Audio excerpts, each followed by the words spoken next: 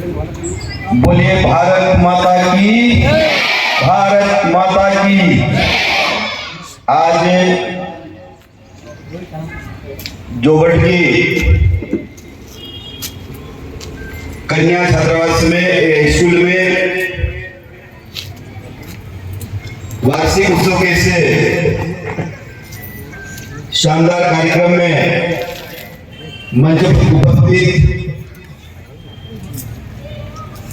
जोगढ़ के हमारे पूर्व विधायक, हम सबके दादा माधव सिंह रावत जी, यहाँ के हमारे युवा नेता भाई विशाल रावत जी, भारतीय जनता पार्टी अलीराजपुर जिले के अध्यक्ष भाई मको परवार जी, नगर पंचायत के अध्यक्ष भाई राहुल मोहनिया जी, भारतीय जनता पार्टी अलीराजपुर जिले के पूर्व अध्यक्ष भाई राकेश अग्रवाल जी, सुरपाल भाई अजनार जी, देवेंद्र भाई श्रीवास्तव जी, नगर पंचायत के हमारे पूर्व अध्यक्ष दीपक चौहान जी, कमरू भाई अजनार जी, भारतीय जनता युवा मोर्चा अलीराजपुर जिले के अध्यक्ष भाई विकास माहेश्वरी जी, महामंत्री राजू मुवेल जी, यहाँ के पार्षद संदीप जैन जी, रसीदा बहन हमारी पार्षद, और नगर पंचायत के उपाध्यक्ष अमृत भाई का नाम भूल गए, अमृत भाई, सोहन भाई, और भारतीय जनता पार्टी के अध्यक्ष नरेंद्र मुंडे जी, नरसिंह भाई, रघु भाई, मुल्ला भाई, यहाँ के प्राचार्य जी, यहाँ का पूरे स्टाफ और इस विद्यालय में सभी पढ़ने वाले सभी बेटी, उपस्थित भाई और बहनों, आज यहाँ पर वार्षिक उत्सव का कार्यक्रम आपके स्कूल के द्वारा किया जा रहा है और यहाँ पर आप सब लोगों ने मुझे आमंत्रित करके स्वागत भी किया, सम्मान भी किया है और मुझसे कुछ मांगे भी यहाँ कही गई कि आपको ये मांगे पूरी करना है और मैं आप सब बेटियों को विश्वास दिला रहा हूँ और मैं अपने शिक्षक को विश्वास दिला रहा हूँ कि आपकी हर जो भी मांगे हम निश्चित रूप से पूरी करेंगे, चिंता ना करें। चाहे सुंदर काम से कोई बात होता है, कबड्डी खेलने के लिए क्या बोलते हैं उसको, मेटी की बात हो, अतिरिक्त कक्षे जो है, वास्तव में ये स्कूल बहुत पुराना स्कूल है। जैसे आपने कहा कि 60 साल पुराना स्कूल है। एक दिन मैं चंद्रशेखर आजाद नगर गया था, वहां पर 65 साल पुराना स्कूल है। अलीराजपुर कन्या स्कूल भी मुझे लगता है उससे भी पुराना स्कूल होगा और ये शहर के मध्य, चाहे अलीराजपुर हो, चाहे जुगड़ हो, चाहे भाभरा हो, यहाँ पर आसपास के हमारे बालिकाएं, हर माता पिता चाहते हैं कि हमारी बेटी शहर में पढ़े और अच्छे स्कूल में पढ़े, ये सबके मन में भावना होती है और उसके कारण चाहे छात्र हो, छात्राएं, शहरी स्तर पर संख्या का बहुत ज्यादा है, ये मुझे देखने में आया और मैं आप सब भाइयों बहनों को विश्वास दिलाना चाहता हूँ कि अभी यहाँ पर कहा कि मल्टीपर्पज बिल्डिंग डबल टिबल मंजिल बनना चाहिए और वास्तव में आने वाले समय में इसका प्रोजेक्ट बनाकर हम शासन को भेजेंगे और 2 मंजिल की बिल्डिंग यहाँ पर हम बना के देंगे।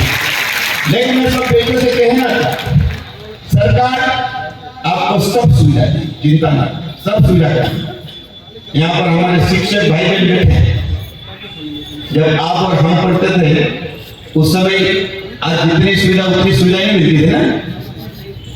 यहाँ शिक्षक भाई बहन बैठे, हम सब जितने मंजिल बैठे, सबको पता, जब हम लोग स्कूल में पढ़ने के लिए जाते थे, आज जितनी सुविधा है उतनी सुविधा पहले हम लोगों को कभी मिलती नहीं थी। उसके बावजूद भी हम लोगों ने मेहनत करी, हम लोगों ने पढ़ाई करी, तो आप बहुत सारे भाई बहन शिक्षक बने, कोई अधिकारी बने, कोई डॉक्टर बने, कोई इंजीनियर बने, अच्छा कोई किसान बने, कोई अच्छा व्यापारी बने, कोई उद्योगपति बने या कोई अच्छा नेता बना है।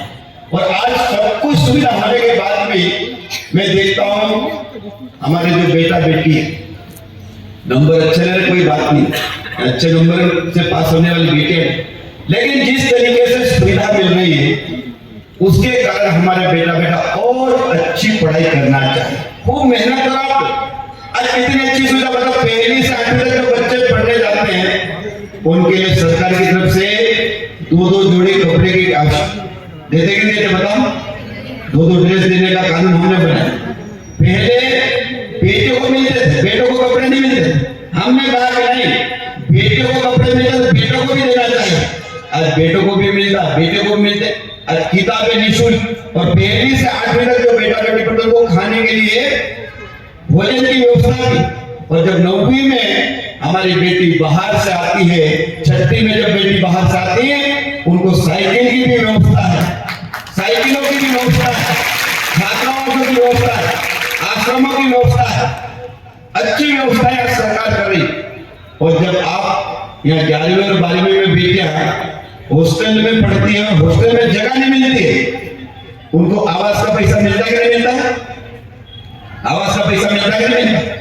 जो बेटी गांव से आती 11वीं और 12वीं में, जिनको छात्रावास में रहने के लिए जगह नहीं मिलती, ऐसी बेटियों को पैसा मिलता है कि नहीं मिलता? बताओ। 1250 रुपए देते हैं, 1250 रुपए देते हैं। अगर हमारी बेटी इंदौर पढ़ेगी, इंदौर में अगर 11वीं 12वीं इंदौर से करती, ऐसी बेटा बेटियों को हम लोग 2000 रुपए देते हैं, आवास का पैसा देते हैं।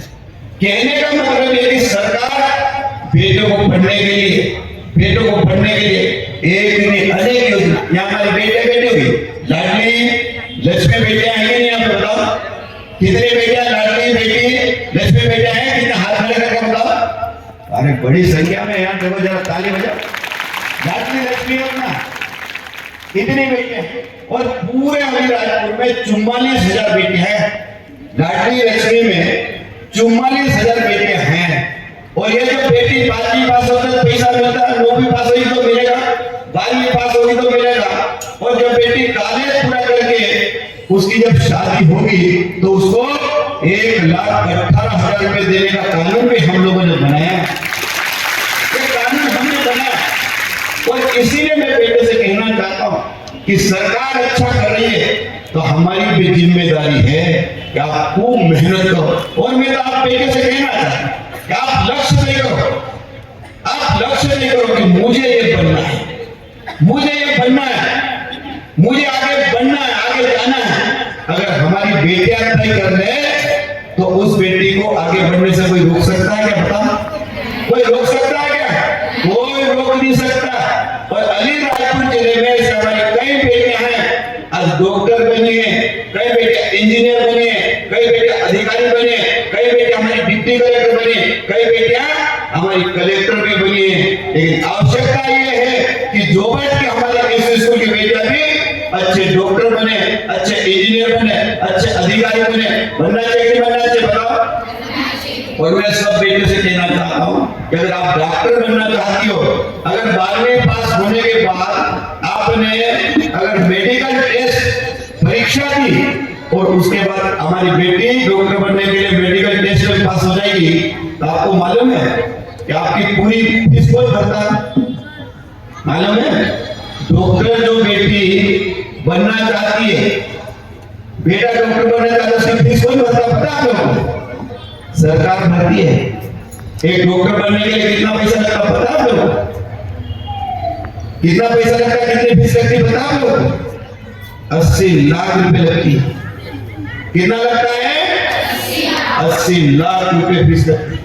और जो बेटी हमारे आदिवासी की बेटी और गरीब की बेटी अगर डॉक्टर बनना चाहती है, जिसके परिवार की आय 8 लाख रुपए से कम है, उसकी पूरी फीस मध्य प्रदेश की सरकार भरती है, पूरी फीस।